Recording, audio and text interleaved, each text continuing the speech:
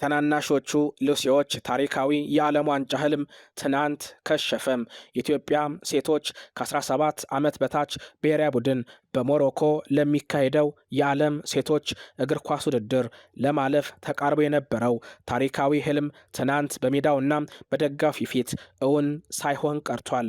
ብሔራዊ ቡድኑ ከውድድሩ ውጪ የሆነው ትናንት በአበበ ቢቂላ ስታዲየም ከዛምቢያ አቻው ጋር ያደረገውን የመልስ ጨዋታ አንዳቻ በሆነ ውጤት ማጠናቀቁን ተከትሎ ነው። ትናንሾቹ ሉሲዎች ከሳምንት በፊት ከሜዳቸው ውጪ በሉሳካ ፈታኝ እንቅስቃሴ በማድረግ 2-1 በሆነ ውጤት መሸነፋቸው ይታወሳል።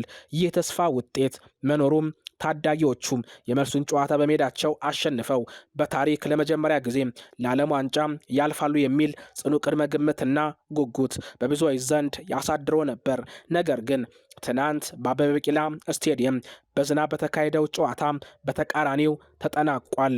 ሉሲዎቹ በሜዳቸውና በደጋፊያቸው ፊት ጭራሽ ለጥቂት ከመሸነፍ ነው የተረፉት።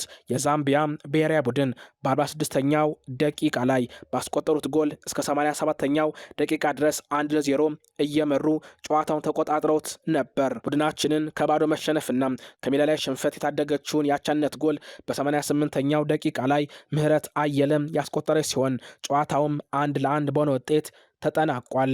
በዚህ ውጤት መሰረትም የዛምቢያ ታዳጊ ሴቶች ብሔራዊ ቡድን በድምር ውጤት 3-2 በማሸነፍ በሞሮኮ ለሚካሄደው የዓለም ዋንጫ አፍሪካን ከሚወክሉ 4 ቡድኖች መካከል አንዷ መሆን ችለዋል።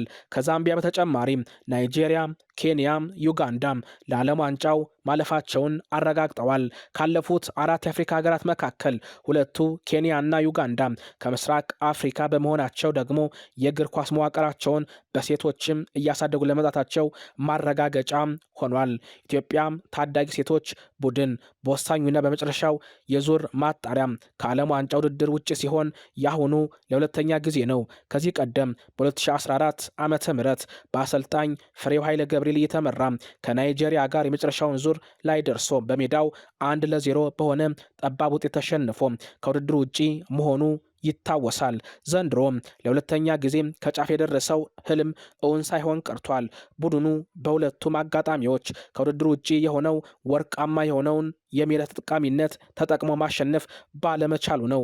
ጉዳዩን አስመልክቶ አስተያየታቸውን የሰጡን አንድ የእግር ኳስ ባለሙያ እንደገለጹት ይህ በሜዳ ላይ ወሳኝ ጨዋታን ማሸነፍ አለመቻል ትልቅ ስልጣናዊና ስነ ልቦናዊ ትምህርት ሊወሰድበት የሚገባ የሚያስቆጭ ጉዳይ ነው ብለዋል። ይሁን እንጂ ባለሙያው አክለውም ይህ ታዳጊ ቡድን ያለምንም በቂ ዝግጅት የወዳጅነት ጨዋታና የረጅም ጊዜ ካምፕ ሳይኖረው እዚህ መጨረሻ ዙር ላይ መድረሱ ብቻውን ትልቅ አድናቆት ሊቸረው እንደሚገባ ገልጸዋል። የብስራት ስፖርት ዝግጅት ክፍል ለታናናሾቹ ሉሲዎችና ለአሰልጣኝ ቡድኑ ለነበራቸው አስደናቂ ተጋድሎ ምስጋናውን ያቀርባል። ዘገባው የመላኩ ወልደ ሰንበት ነው።